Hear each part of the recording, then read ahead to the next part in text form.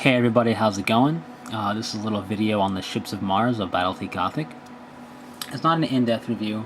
If you want in-depth review, check out Helios Raven's Nest channel. He does Battlefleet Gothic in-depths, but he's forgotten about the Mechanicum, so don't expect to see that there. So I'm kind of doing this video not to sub in for that because it's not an in-depth video, and only an in-depth video can sub in for another in-depth video. But in case you're wondering about the Mechanicum and stuff like that, I thought I'd give you my viewpoints on it because that's a fleet I started with. That's a fleet I learned with. So I can give you some ideas of what I think about the fleet, and you can take it what you will from there. How does this help you at all? Well, the Mechanicum fleet utilizes Imperial Navy ships. So, if you know nothing about the Mechanicum, but have read up or seen information on Imperial Navy, take what you know about the Imperial Navy, then listen to what I say here, or check out the Battlefleet Gothic resource section on Games Workshop's website, and you should be fine as far as determining if you want to play this fleet or not. I'm not going to go over the special rules here because it's not that there's a lot of them. There's a decent amount, but it's enough that it would make it more than one video. Also, if you know nothing about Battlefleet Gothic, then I might as well be speaking in a language you don't understand as far as saying these rules. So I don't want to discourage people and making it sound really complicated and technical. So I'm not going to go over the rules. But you can easily find the Ships of Mars PDF on Battlefleet Gothic's resources part of Games Workshop's webpage, so you can find the rules there. Model-wise, they have three models: the Mechanicum Battleship, Cruiser, and Light Cruiser. This is the battleship you see here.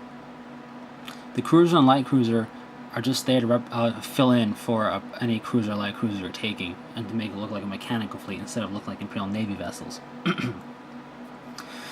The battleship can fulfill the same role, but the Mechanicum does have a Mechanicum-specific battleship called the Mechanicus Ark, so this could also obviously fit in for that. Now, as far as their fleet goes, their ships cost more than the standard Armada, than the ships that cost in the Armada PDF, because of the special rules you have.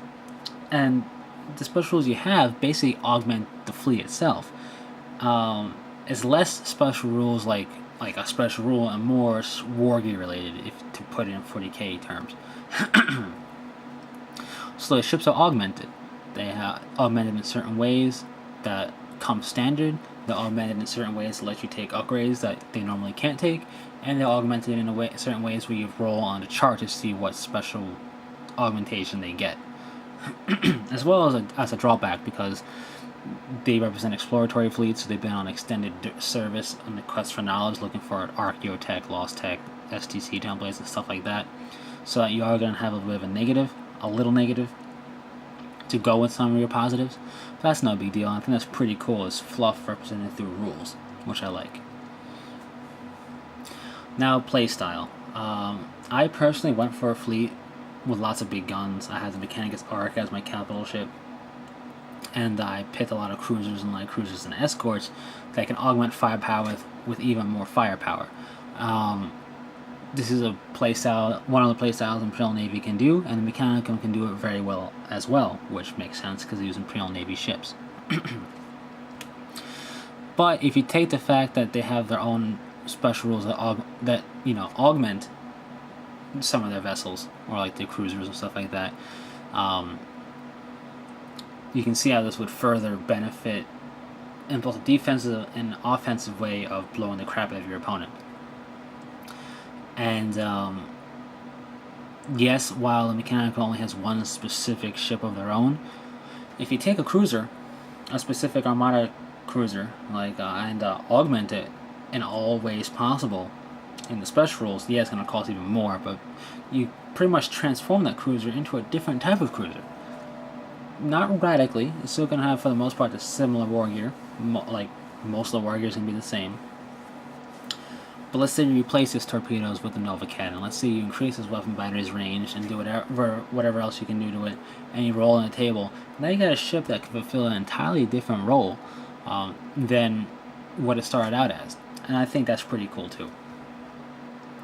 So that, in combination with well, not in combination, that specific thing that I just talked about is why I feel the Mechanicum fleet is entirely its own fleet. Some people disagree, and the fact that you find these models in the Imperial Navy section of the Battlefield Gothic the store on Games Workshop, but not in its own section, is another reason why people feel it's just an expansion on the Imperial Navy. And technically it is an expansion, but it's a standalone expansion, meaning you don't need the basic Imperial Navy rules at all. You just use the rules from the Mechanicum PDF. If you're new to Battlefield Gothic, this fleet may seem a little bit intimidating to you, and to be honest, when I first started the started the Mechanicum fleet in Battlefield Gothic, it felt a little bit intimidating because of the tables that I would roll on, and because of the different upgrades that are available. It was a little bit overwhelming at first, but it's gonna be pretty much the same with any army you first pick in Battlefield Gothic, because all the different Xeno races have their own rules and whatnot. So it's not unique to the Mechanicum, but it felt a little bit more so overwhelming to me than looking at the other rules for other armies, because of the fact of the mild randomness of the tables you roll on. But you should really have no problem with it. First and foremost, learn the basics of playing Battlefield Gothic. If that means sacrificing some of the specials with the Mechanicum, let's say that means don't roll on the table or don't utilize certain upgrades, then don't. Play as much as you can with the rules of your special fleet, the special rules of your fleet. But get the basics of Battlefield Gothic down first. It's a lot of fun. Once you get those basics down, you can implement excuse me. You can implement the rest of your fleet special rules. But anyway, hope that was of some help. I know it's not an in-depth review, it's a little bit random, I didn't really cover the rules of Battlefield Gothic, but because it is a specialist game that not everybody knows the rules for, I felt it better not to talk about the special rules of the Mechanicum fleet, because I didn't want to discourage people or get people lost in what I was saying. But anyway, that's pretty much it for this little overview of the Mechanicum and how I think they play. If you're a fan of the Mechanicum and are a fan of how the Imperial Navy plays as far as running and gunning, you would like the Mechanicum a lot. It's the only place you're going to find official Games Workshop rules for the Mechanicum in any way, shape, or form, so give it a look-see. I personally like the Battlefield Gothic playstyle a lot. It's like it's naval warfare, but it's space naval warfare. But it feels, a lot of it, especially with the Imperial Navy, feels kind of like a World War II, World War I-ish style of, broadsiding and firing and moving and shooting and stuff, with some of the races feeling more modern Navy, with with aircraft carriers and long-range missiles and whatnot.